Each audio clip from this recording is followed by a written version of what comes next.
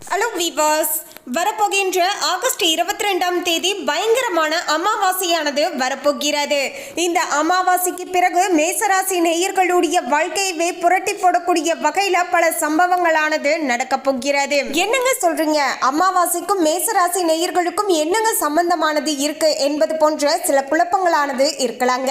அதாவது இந்த அமாவாசைக்கு பிறகுதான் ஜோதிட ரீதியாக பார்க்கும்போது பல முக்கியமான கிரகங்களுடைய மாற்றங்களானது தொடர்ச்சியாக ஏற்படக்கூடிய வகையில் அமைஞ்சிருக்குங்க.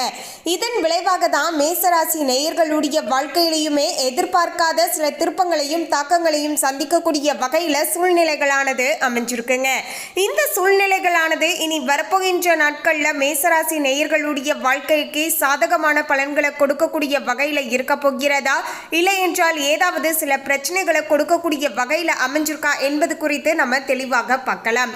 காரணம், மேசராசி நேயர்களுக்கு தற்போது 7.5 சனியுடைய முதல் கட்டமான விரைய சனியானது நடந்துட்டு இருக்குங்க.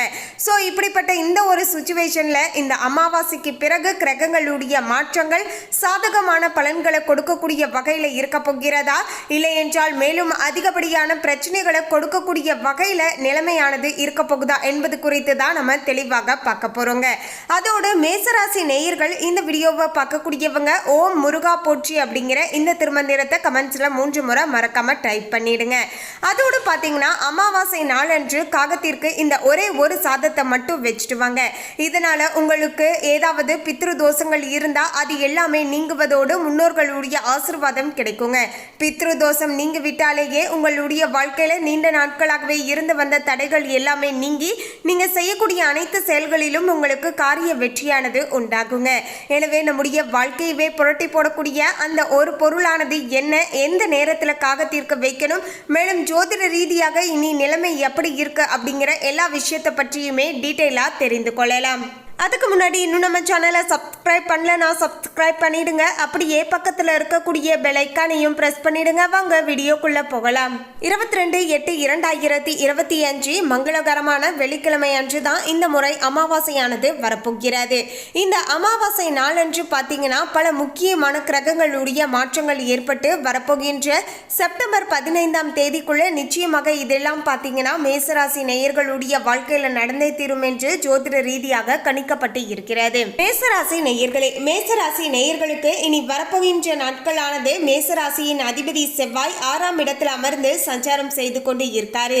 செவ்வாய் பெயர்ச்சியானது மேசராசி நேயர்களுக்கு விபரீத ராஜயோகத்தை உருவாக்கி தரக்கூடிய வகையில இந்த அமாவாசைக்கு பிறகு அனுகூலமான பலன்களை ஏற்படுத்தி தரக்கூடிய வகையிலையும் நிலைமையானது சாதகமாக அமைஞ்சிருக்குங்க.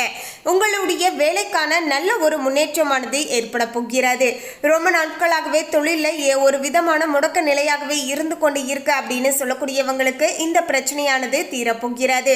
அது மட்டும் கிடையாதுங்க, தொழிலில் அடுத்த இடத்துக்கு எடுத்துட்டு போகணும், ஒரே மாதிரியாகவே இருந்துகிட்டே இருக்கு, தொழிலில் முன்னேற்றமே இல்லை அப்படின்னு சொல்லக்கூடியவங்க தொழிலை அடுத்த கட்ட முன்னேற்றத்திற்கு நீங்க எடுத்துட்டு போவீங்க. அதற்கான பிளான் எல்லாமே பார்த்தீங்கன்னா இப்போது நீங்க போட்டுட்டு இருப்பீங்க அப்படின்னே சொல்லலாங்க. அதை இப்போது செயல்படுத்துவதற்கு உரிய மிக சிறப்பான நேரமாகவும் அமைஞ்சிருக்குங்க. அதே போல நீங்க வாங்கிய கடன் சுமை பிரச்சனைகள் எல்லாமே குறையக்கூடிய அளவுக்கு பொருளாதார ரீதியாகவும் தொழில் ரீதியாகவும் நல்ல மாற்றமும் முன்னேற்றமும் ஏற்பட்டு லாபமானது கிடைக்கக்கூடிய வகையிலேயும் சூழலானது அமைஞ்சிருக்குங்க. தடைப்பட்ட காரியங்கள் எல்லாமே இனி வரப்போகின்ற நாட்கள் தடைகளை மீறி எல்லாமே நல்லபடியாக சாதகமாக நிறைவேறக்கூடிய வகையிலேயும் சூழலானது அமைஞ்சிருக்குங்க. மன நிம்மதியானது அதிகரிக்கக்கூடிய வகையிலையும் உற்சாகமும் ஆற்றலும் உயர்ந்து வேலைகளை விரைவாக முடிக்கக்கூடிய வகையில சூழ்நிலைகளும் சாதகமான முறையில அமைஞ்சிருக்கு அப்படின்னே சொல்லலாங்க. மேலும் சுக்கிரன் கடக ராசியில அமர்ந்து சஞ்சாரம் செய்து கொண்டு இருக்காரு. 2 மற்றும் 7ஆம் ஸ்தான அதிபதியான இவர் சுகஸ்தானத்தில் இருப்பதால மன நிறைவானது கிடைக்கக்கூடிய வகையில சூழலானது இருக்க போகிறது. பழைய வாகனத்தை விற்றுவிட்டு புதிய வாகனத்தை வாங்கக்கூடிய எண்ணமானது உங்களுக்கு வரக்கூடுங்க. ரொம்ப நாட்களாகவே பார்த்தீங்கன்னா ஏதாவது புதிய வண்டி வாகனம் வாங்கலாம் அப்படிங்கிற ஐடியாவானது மனதுக்குள்ள ஓடிக்கொண்டு தாங்க இருக்கின்றது. ஆனால் அதற்கான ஒரு நேர காலமானது அமையல அப்படி அப்படின்னே சொல்லலாங்க. ஆனால் இனி வரப்போகின்ற இந்த அமாவாசைக்கு பிறகு பழைய வாகனத்தை விற்றுவிட்டு புதிய வாகனத்தை வாங்கக்கூடிய யோகமானது சாதகமாக அமைஞ்சிருக்குங்க. ஆபரண சேமிப்பானது உயரப்போகிறது. நில விற்பனையில் ஏற்பட்டு இருந்த விரக்தியான சூழ்நிலையானது குறைய போகிறது. அதாவது கடந்த காலங்களில் ஒரு சில நிலத்தை நீங்கள் விற்று இருந்திருப்பீங்க. நீங்கள் விற்றதுக்கு அப்புறமேட்டு அது மிகப்பெரிய உச்சத்தை அடைந்து இருக்குங்க. அதனால நீங்கள் ரொம்பவே பார்த்தீங்கன்னா விரக்தியில் இருப்பீங்க. நமக்கு திடீர்னு ஒரு கடன் பிரச்சனையோ இல்லைன்னா பண தேவை ஏற்பட்டதால தான் இதை நம்ம அவசரப்பட்டு வித்துட்டோம். ஆனால் இப்போது பார்த்தீங்கன்னா இந்த நிலைமை பார்த்தீங்கன்னா நல்ல ஒரு விற்பனைக்கு போக போகுது, லாபமானது கிடைக்க போகுது அப்படின்னு நினச்சி ரொம்பவே பார்த்தீங்கன்னா சங்கடத்தில் இருந்திருப்பீங்க. அதாவது கொஞ்சம் காலம் நம்ம கொஞ்சம் தள்ளி வித்திருந்தா கூட இந்த லாபம் நமக்கு கிடைச்சிருக்குமே, இப்படி போய் நம்ம வித்துட்டோமே அப்படிங்கிற மாதிரியான மனதளவில் பார்த்தீங்கன்னா ஒரு சில சங்கடமான சூழ்நிலைகளானது வந்து போகுங்க. மேலும் வீட்டில் பார்த்தீங்கன்னா சுப காரியங்களானது நடக்க போகிறது. குழந்தைகள் விஷயங்களில் இருந்து வந்த சிக்கல்கள் எல்லாமே தீரப்போகிறது. உங்களுடைய பையனுக்கோ இல்லைன்னா மகளுக்கோ பார்த்தீங்கன்னா குழந்தை பாக்கியத்திற்காக எதிர்பார்த்து இருக்கங்க அப்படின்னு சொல்லக்கூடியவங்களுக்கு இந்த ஒரு நல்ல செய்தியானது இப்போது கிடைக்க போகிறது. இதன் மூலமாக குடும்பத்தில் மகிழ்ச்சியான சூழலும் சுப காரியங்களும் நடக்கக்கூடிய பல நல்ல திருப்பங்களானது ஏற்படக்கூடுங்க. உடன் பிறப்புகளுடன் ஏற்பட்டு இருந்த பிரச்சனைகள் எல்லாமே ஓரளவுக்கு நீங்க போகிறது. பூர்வீக சொத்து பிரிவில் இருந்து வந்த தகராறுகள் எல்லாமே குறைய போகிறது. திருமண வாய்ப்புகள், லாபகரமான நிலம் வாங்குறது, வீடு விற்கிறது போன்ற பல விஷயங்களுமே நல்லபடியாக நடக்கக்கூடும். அதாவது கடந்த காலத்தில் நீங்கள் விற்ற நிலத்தையோ வீடையோ நினச்சி இப்போ ஃபீல் பண்ணுவீங்க. ஆனால் அதே சமயம் பார்த்தீங்கன்னா இப்போது நீங்கள் ஏதாவது விற்பனை பண்ணுறீங்க அப்படிங்கிற பட்சத்தில் அது நிச்சயமாக உங்களுக்கு பார்த்தீங்கன்னா லாபத்தை ஏற்படுத்தி தரக்கூடிய வகையில் பார்த்தீங்கன்னா உங்களுக்கு நிலைமையானது சாதகமாக அமைஞ்சிருக்குங்க. நீங்கள் செய்யக்கூடிய புதிய முயற்சிகள் அனைத்திலையுமே வெற்றி வாய்ப்புகளானது கிடைக்க போகிறது. வீடு கட்டுதல் இல்லைனா வீட்டு ஆல்ட்ரேஷன் ஒர்க் பண்ணுறது போன்ற பணிகளில் நீங்கள் தாராளமாக ஈடுபடலாங்க. உறவினர்கள் உடனான பிரச்சனைகள் எல்லாமே தீரப்போகிறது.